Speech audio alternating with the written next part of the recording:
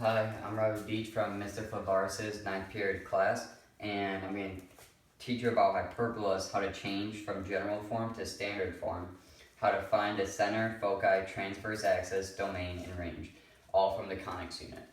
Now, you have an equation in general form, 2x squared minus 2x minus 16y squared plus 4y minus 10 equals 0. Now you have to add 10 to both sides, so that equals 2x squared minus 2x plus blank minus 16y squared plus 4y plus blank equals 10 plus blank plus blank.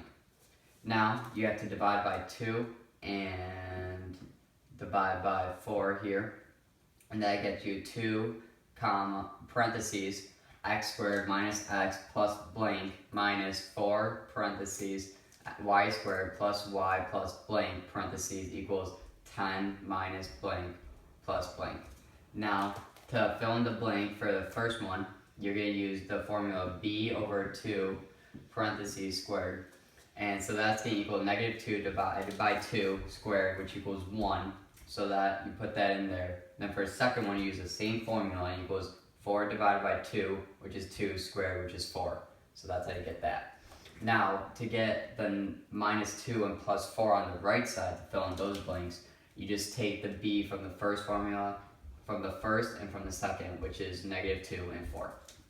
Now, after you do that, you do the box method, and you get 2 parentheses x minus 1 parentheses squared minus 4 parentheses x plus 4 parentheses squared equals 12, because you added that side.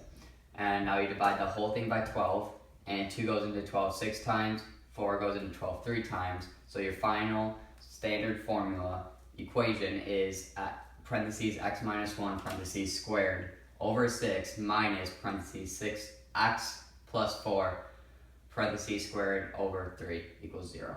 Now to find the center, all you have to do is flip the signs from the x and the y, and so that equals 1 comma negative 4. And so to find the foci, you have to use the formula c squared equals a squared plus b squared.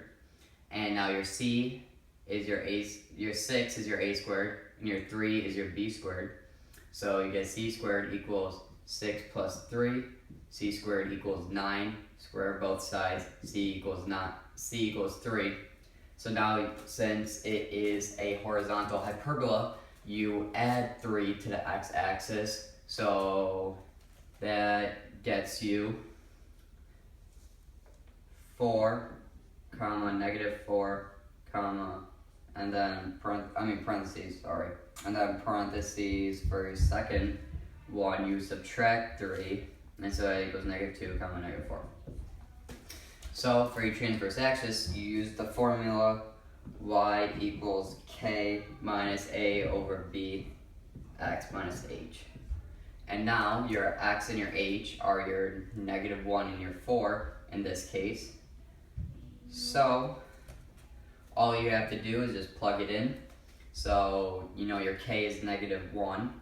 So y equals negative 1 minus, I took the liberty of square rooting 6 and 3 for you. So that's going to be rounded plus or minus 2.4 over 1.7 comma x minus your h, which is 4 minus 4. So that's your transverse. Now for the range, I'm going to give this to you.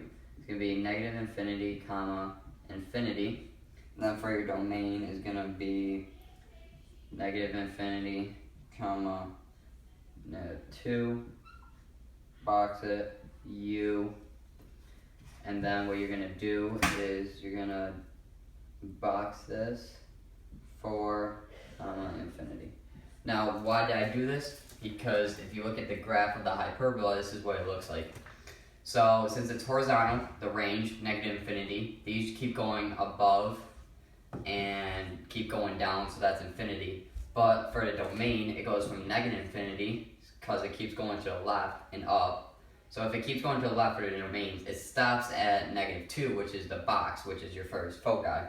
So it stops there, so that's from negative infinity to negative 2. And then the box is the u, and then it starts again at 4 and goes to positive infinity onwards to the right. So I hope you enjoyed and you learned something. Bye.